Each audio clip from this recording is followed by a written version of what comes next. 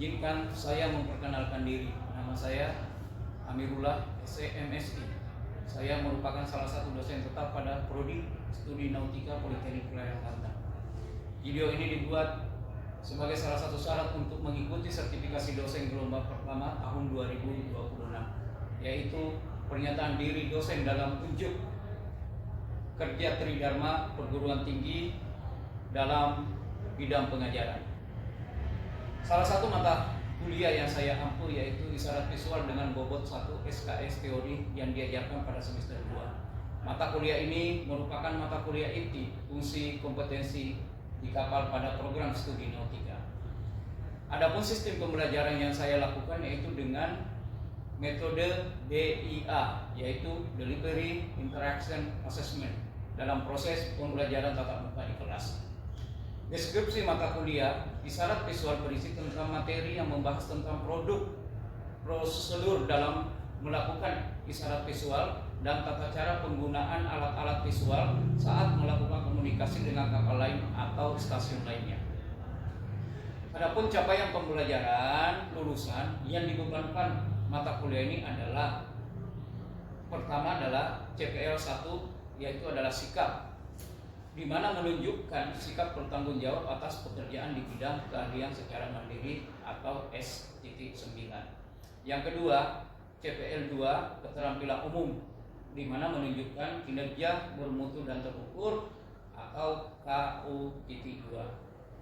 Yang ketiga, CPL 3 adalah keterampilan khusus, di mana mampu mengirim dan menerima informasi dengan isyarat visual dan komunikasi dengan kapal-kapal lain atau stasiun lainnya atau KK.14. Yang keempat, CPL 4, pengetahuan, mengetahui pengetahuan dan prosedur pengiriman dan penerimaan informasi dengan menggunakan isyarat visual dalam kurung P.7. Capaian pembelajaran mata kuliah yang diberikan kepada mata kuliah ini adalah: 1. Mampu menunjukkan sikap bertanggung jawab atas pekerjaan di bidang keahlian dalam melakukan isyarat visual dan berkomunikasi dengan kapal-kapal lainnya atau stasiun lainnya secara mandiri dalam kurung S.9. Yang kedua, mampu menunjukkan kinerja dalam melakukan isyarat visual dengan menggunakan alat-alat isyarat visual yang bermutu dan terukur dalam kurung KU.2. Yang ketiga, mampu melaksanakan pengiriman dan menerima informasi dengan isyarat visual dan berkomunikasi dengan kapal-kapal atau stasiun lainnya dalam kurung KK.14. Yang keempat, mampu menguasai tentang prosedur dalam melakukan isyarat visual dan tata cara penggunaan alat-alat isyarat visual saat melakukan komunikasi dengan kapal lain atau stasiun lainnya dalam kurung PT.7. Rencana pembelajaran pertemuan selama 14 kali pertemuan selain dari UTS dan ujian tengah semester dan ujian akhir semester atau UAS. Pada pertemuan pertama adalah pendahuluan yang membahas mengenai sejarah internasional Port of Signal. Pada pertemuan kedua membahas mengenai penjelasan dan keterangan umum. Pada pertemuan ketiga membahas mengenai definisi-definisi. Pada pertemuan keempat membahas mengenai cara-cara berisyarat. Pada pertemuan kelima membahas mengenai instruksi-instruksi umum. Pada pertemuan keenam membahas mengenai isyarat-isyarat prosedur. Pada pertemuan ketujuh membahas mengenai isyarat-isyarat satu huruf. Pada pertemuan ke-8 adalah ujian tengah semester atau UTS. Pada pertemuan ke-9 membahas mengenai isyarat-isyarat satu huruf dengan pelengkap-pelengkap. Pada pertemuan ke-10 membahas mengenai pengisyaratan dengan bendera kode internasional. Pada pertemuan ke-11 membahas mengenai pengisyaratan dengan menggunakan cahaya. Pada pertemuan ke-12 membahas mengenai pengisyaratan dengan menggunakan bunyi. Pada pertemuan ke-13 membahas mengenai pengisyaratan dengan menggunakan radio teleponik. Pada pertemuan ke-14 membahas mengenai pengisyaratan dengan menggunakan bendera tangan atau lengan. Pada pertemuan ke-15 membahas mengenai bantuan medis. Dan yang terakhir pada pertemuan ke-16 adalah ujian akhir semester atau UAS. Untuk referensi buku isyarat visual, yang pertama adalah AIMO Model Course 7.03. Yang kedua, International Port of Signal 1987 AIMO London. Yang ketiga, Standard Training Certificate of Coaching in Port Seafarer STCW 1978 amandemen 2010. Kemudian yang keempat, buku ajar isyarat visual Politeknik Pelayaran Banten tahun 2025. Adapun asesmen pada mata kuliah isyarat visual adalah terdiri dari kehadiran 10%, tugas 20%, ujian tengah semester 30%, ujian akhir semester 40% dengan total jumlah 100%. Demikian penjelasan dari saya. Selanjutnya perkenalkan saya menampilkan proses pembelajaran yang akan dilakukan di dalam kelas secara tatap muka atau offline. Demikian video pembelajaran mata kuliah isyarat visual, semoga bermanfaat untuk kita semua. Terima kasih. Wassalamualaikum warahmatullahi wabarakatuh. Assalamualaikum warahmatullahi wabarakatuh. Waalaikumsalam warahmatullahi wabarakatuh. Selamat pagi. Pagi. P2B Pasti. Prestasi kita bisa. Hari ini kita melanjutkan materi kita terkait dengan isyarat visual. Hari ini kita merencanakan untuk melakukan pembelajaran mengenai pengisyaratan dengan menggunakan radio. Tapi sebelum masuk ke materi tersebut, saya ingin merefresh ulang, mengulangi dan mengingatkan kembali materi kita yang minggu lalu. Mengenai apa? Mengenai isyarat visual. Nah, untuk merefresh ini, dari kalian siapa yang bisa menjawab definisi daripada komunikasi? Komunikasi adalah, ya silakan. Komunikasi adalah penyampaian informasi dari pihak ke pihak lain. Ya, baik, terima kasih. Apakah ada yang lain? Definisi dari komunikasi? Jawaban yang lain? Sepertinya sama kayak karena untuk menyampaikan informasi atau gagasan dari satu pihak ke pihak lain. Oke, baik. Jadi definisi komunikasi ada orang, ada informasi, yang intinya yang paling harus kita pahami adalah dapat dimengerti. Nah, materi kita itu adalah isyarat visual. Isyarat visual sama dengan definisi dari komunikasi. Sama, butuh orang, ada interaksi, kemudian ada yang memberikan informasi atau ada berita yang bisa disampaikan. Kemudian yang paling intinya adalah kita memahami. Kalau tidak memahami, maka tidak akan terjadi komunikasi atau isyarat visual. Dan minggu lalu saya sudah sampaikan bahwa isyarat visual dan komunikasi bukan hal yang berbeda, sama definisinya. Ya, selama ini pemahaman bahwa komunikasi dan isyarat visual berbeda, tapi dari maritim isyarat visual itu adalah sama dengan komunikasi. Nah, saya merefresh kembali. Alat komunikasi di atas kapal itu kan ada 9. Yang pertama ada semaphore. Yang kedua ada bendera lengan. Yang ketiga ada pengeras suara atau megafon. Yang keempat pengisyaratan dengan bunyi. Yang kelima pengisyaratan dengan cahaya. Yang keenam itu adalah pengisyaratan dengan menggunakan bendera kode internasional.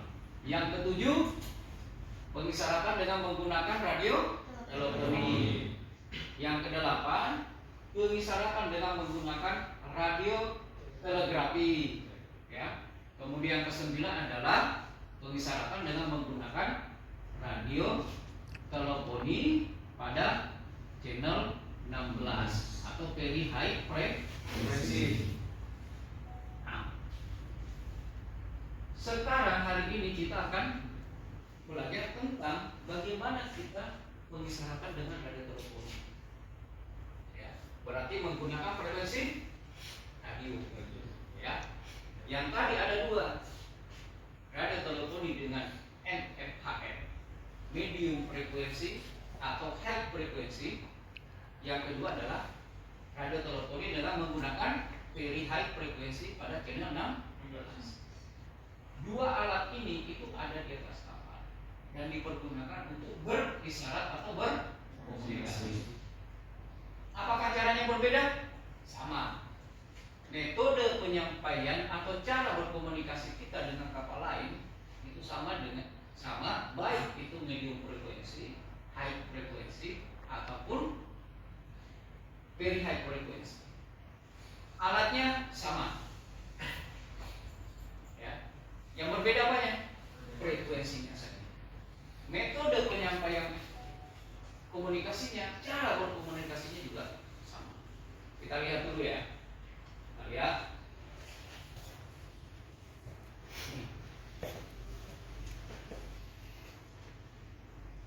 Dalam melakukan isyarat visual minggu kemarin, bahwa minggu lalu kita menyampaikan yang pertama harus ada yang memanggil apa? Stasiun lain.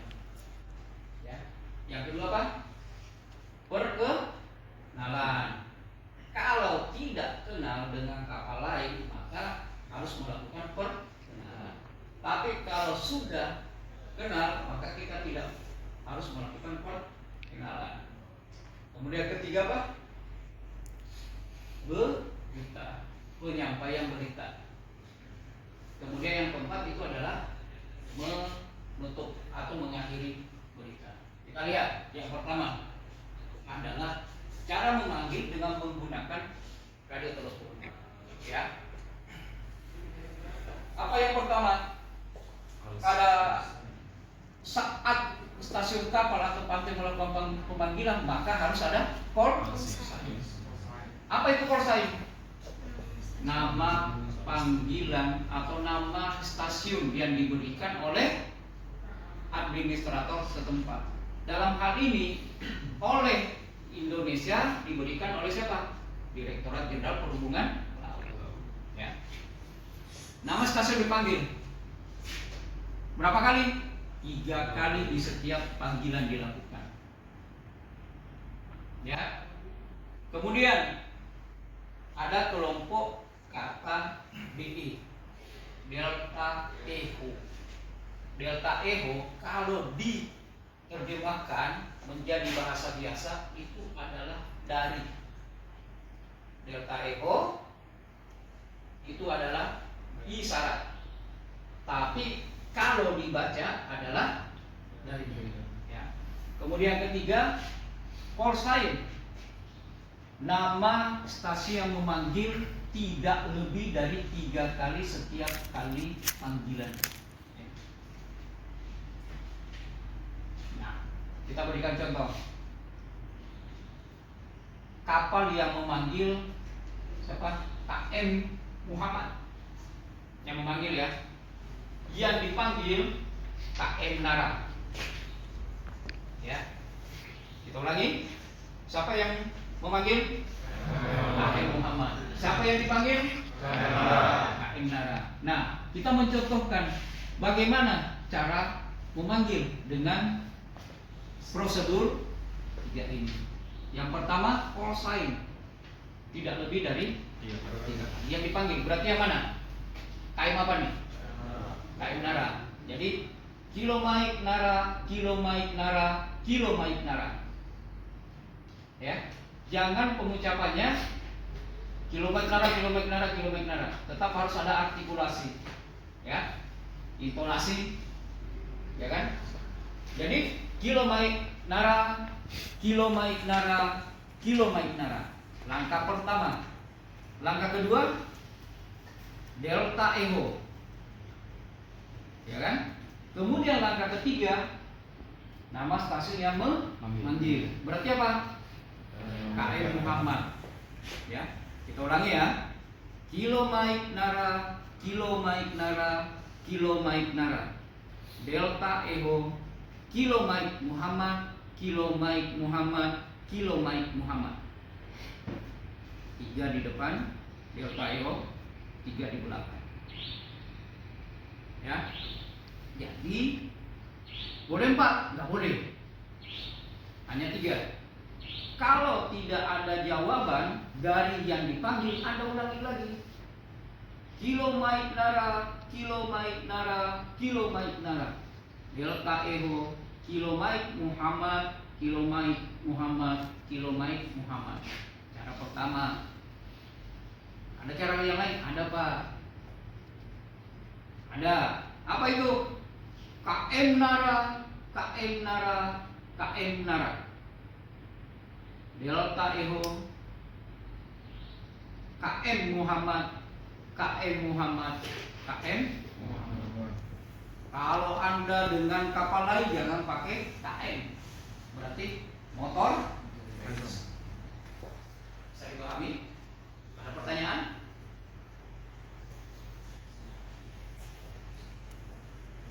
Ya. Itu kan tadi kan kilometer, delta echo, Muhammad, jika tidak dipanggil, tidak dapat terhubung, itu apakah ada maksimum 6 bulan atau gimana? Kalau di sekitar Anda hanya satu kapal atau Anda posisi berlayar hanya satu kapal, berarti itu yang Anda panggil. Anda melakukan panggilan.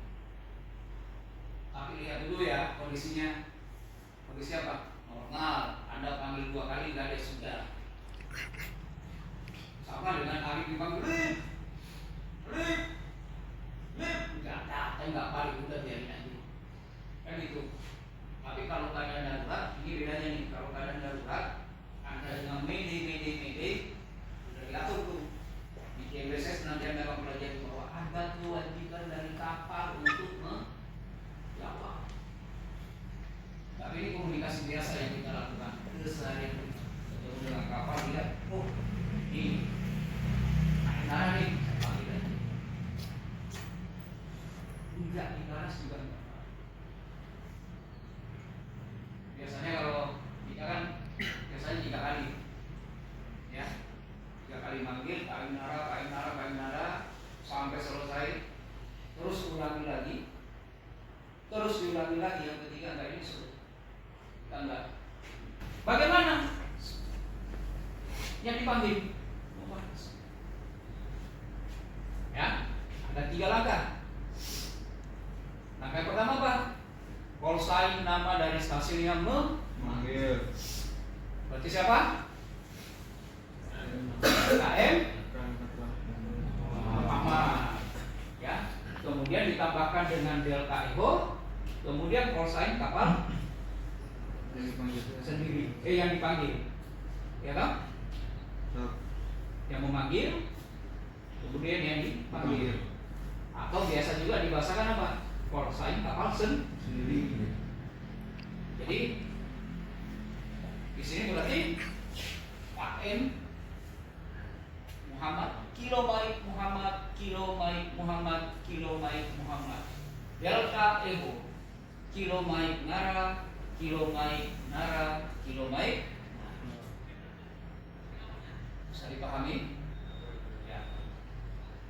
Kita simulasikan nih. Mulai dari Muhammad yang memanggil, KM Muhammad sama dijawab oleh KM Nara. Caranya gimana? Pertama kilo maik nara, kilo maik nara, kilo maik nara. Delta echo, kilo maik Muhammad, kilo maik Muhammad, kilo maik Muhammad. Lalu dipanggil nih, maka dijawab gimana? Kilo maik Muhammad, kilo maik Muhammad, kilo maik Muhammad. Delta echo, kilo maik nara, kilo maik nara, kilo maik nara. Artinya langkah panggilan sama dengan membalas panggilan. Jika itu sudah terhubung, maka komunikasi sudah berjalan. Ada syarat AS. Apa itu? Al-Fasirah. Ya.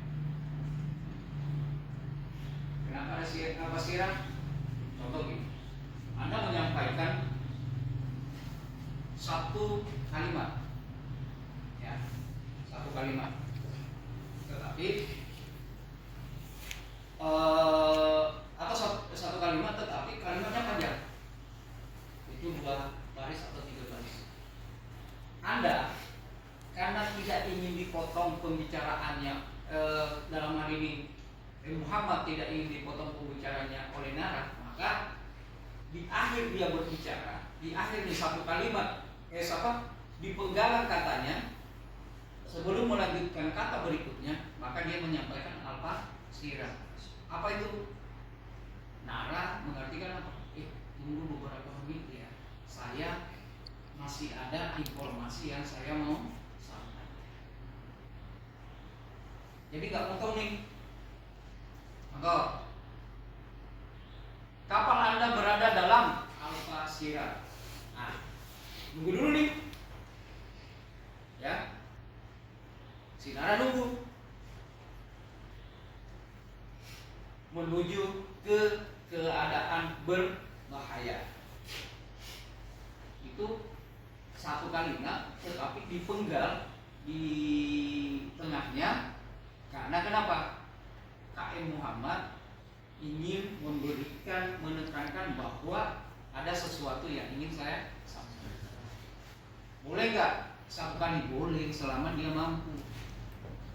Kapal Anda menuju daerah berbahaya,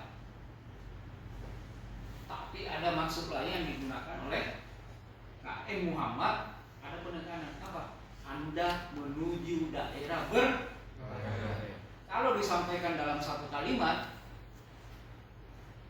itu agak susah mungkin, karena panjang, maka diunggah. Maka Nara diam dulu, tunggu, saya masih ada informasi yang saya mau sampaikan. Maka nunggu, jangan langsung motong. Anda menuju ke daerah, langsung motong lagi. Daerah apa? Nggak bisa, karena sudah ada AS-nya. Bisa dipahami? Silakan. Ada pertanyaan?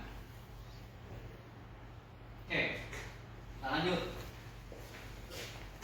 Setiap berita, ya, setiap berita yang Anda terima selalu di kata Romeo. Paham? Romeo. Anda ngerti Romeo? Ya. Nah, kemudian dalam percakapan kita itu selalu ada hal yang selalu kita tinggalkan. Ya, apa itu? Ada ulangi kata semua. Ulangi semua setelah. Ada yang nggak jelas, maka menggunakan repeat. Ulangi all after, all before, between, what after dan what before. Kalau ada yang nggak jelas silakan. Tolong ulangi. Nah, dalam hal ini Nara, tolong ulangi. Ya. Kemudian ada isyarat penutup. Apa yang dilakukan oleh Muhammad jika ingin mengakhiri Alfa Romeo? Tidak ada yang mengatakan, bro, sekian, terima kasih. Tidak ada. Kemudian dijawab oleh Nara apa? Romeo. Ini berarti mengakhiri dari proses percakapan atau isyarat yang dilakukan. Baik, sampai di sini ada pertanyaan? Ya. Pertanyaan saya, jikalau radio teleponik mengalami gangguan atau kerusakan pada kapal, apa yang harus dilakukan selanjutnya untuk komunikasi pada kru kapal di atas kapal? Kapal lain? Ya. Nah itu tadi, makanya ada 9 kan? Radio teleponi rusak, maka Anda boleh menggunakan bendera kode internasional, boleh menggunakan isyarat cahaya, boleh menggunakan isyarat bunyi. Kan ada 9, tinggal pilih dari 7 yang Anda mau pakai, karena 2 radio teleponi dua-duanya rusak. Bisa pilih aja. Maka Anda ngajak lagi tuh KM Nara menggunakan apa? Alat komunikasi apa yang Anda pergunakan nanti? Disepakati. Ada kesepakatan. Bisa dipahami? Ya. Pak, rusak. Ya sudah, kita mau apa lagi? Tapi di atas kapal ada yang disebut dengan double alat. Radiotelefoni nggak mungkin satu, pasti dua. PHF nggak mungkin satu, pasti dua, selalu lebih, karena selalu ada cadangan. Kalau rusak satu yang bisa dipakai. Kalau rusak dua-duanya, ya sudah, Anda menggunakan metode-metode lain untuk melakukan komunikasi di atas kapal. Ya, saya kira ada lagi pertanyaan? Cukup. Ya. Oke. Sebelum saya akhiri, saya menyampaikan bahwa radiotelefoni memanggil, menjawab, mengirim berita, menerima berita, kemudian kita membalasnya, kemudian nanti membalasnya, kemudian si penerima menjawabnya dengan Romeo, ya, kemudian ada isyarat AS, kemudian ada repeat, ya, ada repeat jika ada informasi yang kurang jelas yang anda terima, kemudian mengakhirinya dengan apa? Stasiun pengirim yang mengawali komunikasi isyarat mengirim Alfa Romeo, maka yang diajak berkomunikasi berisyarat mengakhirinya dengan Romeo. Saya kira itu pertemuan kita hari ini. Minggu depan kita ketemu dengan materi yang berbeda. Saya harapkan nanti Anda bisa memahaminya. Kemudian nanti saya akan berikan tugas supaya pemahamannya lebih mendalam. Saya akhiri. Terima kasih. Assalamualaikum warahmatullahi wabarakatuh.